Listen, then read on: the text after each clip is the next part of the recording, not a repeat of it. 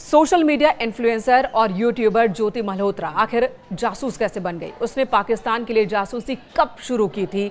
उसने पाकिस्तान को भारत की कौन कौन सी खुफिया जानकारी पहुंचाई है और पाकिस्तान के अंदर किन किन अधिकारियों के संपर्क में थी? आखिर एक मामूली सी यूट्यूबर कैसे पाकिस्तान के अंदर पहुंचती है और वहां पर पंजाब प्रांत की मुख्यमंत्री के साथ वो ब्लॉग बनाती है? आखिर वहां के फंक्शंस में वो हिस्सा लेती है? कौन उसकी मदद कर रहा था और इन सबके पीछे का उद्देश्य क्या है? अब तक कौन कौन सी खुफिया जानकारी वो पाकिस्तान के अधिकारियों को पहुंचा चुकी है और पहलगाम आतंकी हमले में किन किन जानकारियों का इस्तेमाल हुआ है? क्या पहलगाम आतंकी हमले में कोई हाथ है ज्योति मल्होत्रा का भी? इन सभी सवालों के जवाब तलाशे जा रहे हैं। खुफिया एजेंसी स्थानीय पुलिस इस वक्त ज्योति से पूछताछ कर रही है। 5 दिन की पुलिस कस्टडी में ज्योति को रखा गया है।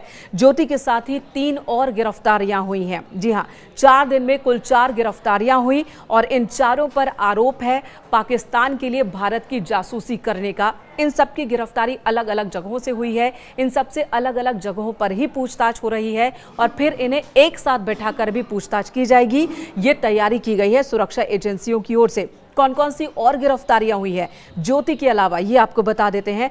22 साल के अरमान नामक एक शख्स की गिरफ्तारी हुई और शुक्रवार को ही इसे गिरफ्तार किया गया। इससे पहले बुधवार को पानीपत से एक गिरफ्तारी हुई थी 24 साल के नुमान इलाही की, उससे भी पूछताछ हो रही है। वहीं कैथल से शुक्रवार को 25 साल के देवेंद्र सिंह ढिल्लों की गिरफ्तारी हुई, उससे भी पूछताछ हो रही है। और इन सभी पर एक ही आरोप है कि इन्होंने पाकिस्तान को कई खुफिया जानकारी भारत की मुहैया कराई है। अब किस तरह से ये जासूसी करते थे, इनका इस्तेमाल कैसे किया है पाकिस्तान के अधिकारियों ने, या फिर कह सकते हैं कि आतंकवादियों ने भी, इस मामले की जांच पड़ताल चल रही है।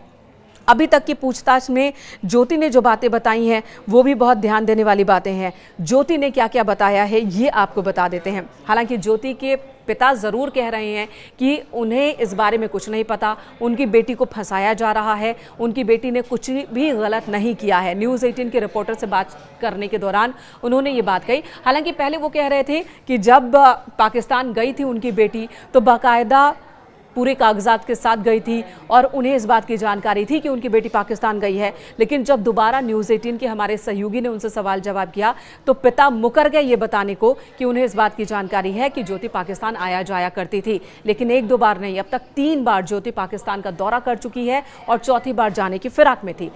जासूसी के आरोप में ज्योति मल्होत्रा नाम के एक यूट्यूबर को गिरफ्तार किया गया है। इस वक्त हम ज्योति के घर पे मौजूद हैं जहां से उसकी गिरफ्तारी हुई है। उनके पिता हरीश मल्होत्रा हमारे साथ हैं।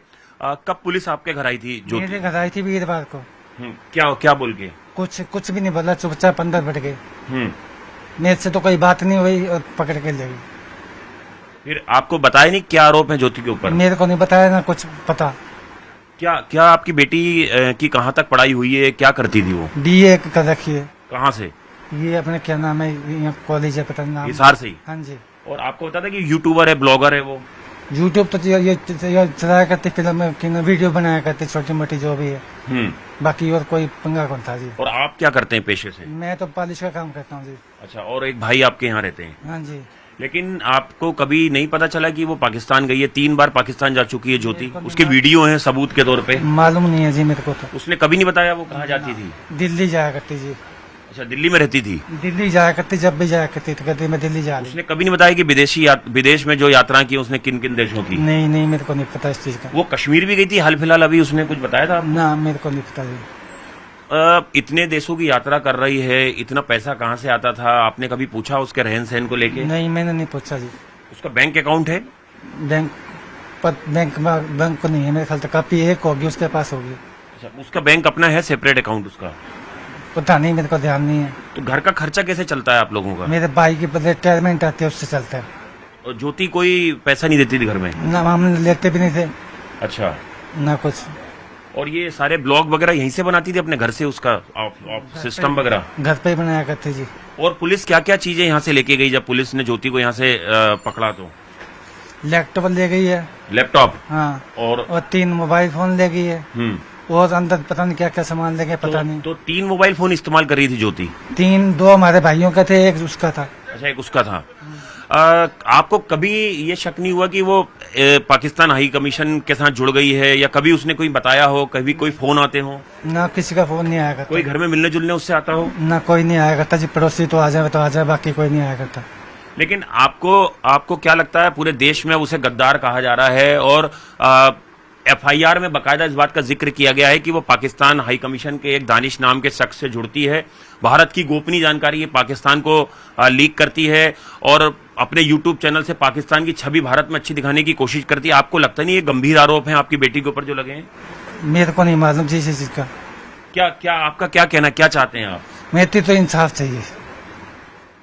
अपनी बेटी से मुलाकात हुई आपकी जब से वो कस्टडी में है? हाँ जी, कल हुई थी। क्या बोल रही है वो? कुछ भी नहीं बोली। कुछ नहीं बोल रही है ना। आपने पूछा तो होगा कि तुमने क्या किया, तुम पे जो आरोप लगे हैं? कुछ भी नहीं बोला उसने। अच्छा, कोई डिमांड आपसे की? ना, मेरे से कुछ डिमांड नहीं करी, वकील करना पड़ेगा इतना।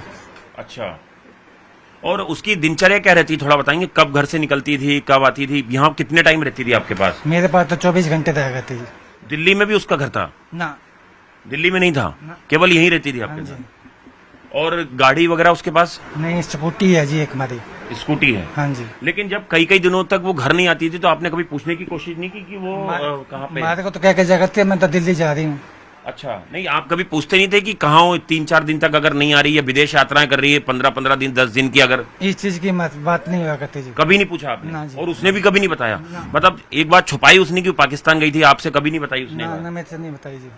दानिश के साथ उसका नाम बहुत ज़्यादा जुड़ा हुआ बताया जा रहा है। दानिश के साथ उसके इंटरनेट के जरिए, फेस चैट के जरिए बातचीत हुआ करती थी। इस बात को उसने भी कबूल कर लिया है।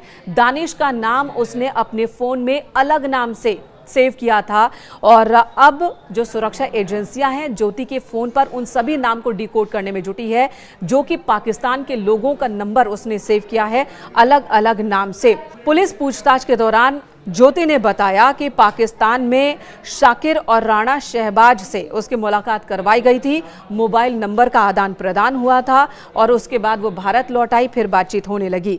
इंटरनेट मीडिया के जरिए ही बातचीत होती थी। परिवार, दोस्तों और किसी दूसरे लोगों को शक ना हो इसलिए वो नाम बदलकर अपने फ़ोन में सेव किया करती थी। यहाँ तक कि शाकिर, जिसके साथ वो सबसे ज़्यादा कॉन्टैक्ट में थी, उसका नंबर भी उसने जट रंधावा के नाम से सेव किया था। यानी कि फैमिली को भी शायद इस बात का अंदाज़ा नहीं रहा होगा कि उनकी बेटी कैसे लोगों से बात कर रही है और क्या बातें कर रही है। ज्योतिष का दानिश के साथ सबसे गहरा संबंध बताया जा रहा है। ये वही अधिकारी है जिसे भारत की ओर से कहा गया था कि वो तुरंत 48 घंटे के अंदर ही भारत छोड़ दे और पाकिस्तान लौट जाए। इसी महीने दिल्ली में मुलाकात की थी दानिश से ज्योति ने, और दानिश पर भी यही शक सुरक्षा एजेंसियों को था कि वो भारत की जासूसी कर रहा है, भारत में पाकिस्तानी दूतावास में रहते हुए। तो इस तरह से कई कड़ियां हैं वो जुड़ रही हैं। ज्योति खुद को अभी बेकसूर बता रही है, उसके परिवार वाले खुद को अनजान बता रहे हैं, लेकिन सुरक्षा एजेंसियां गंभीर आरोप लगा रही हैं और उनका ये भी दावा है कि उनके पास पुख्ता सबूत हैं, जिसके बाद ही ये 4 गिरफ्तारियां की गई हैं। और ऐसे में लोग यही कह रहे हैं कि हमें ज्योति जैसी बेटी नहीं चाहिए। भारत के लोग कह रहे हैं कि हमें ज्योति नहीं बल्कि हमें कर्नल सोफिया जैसी बेटियां चाहिए।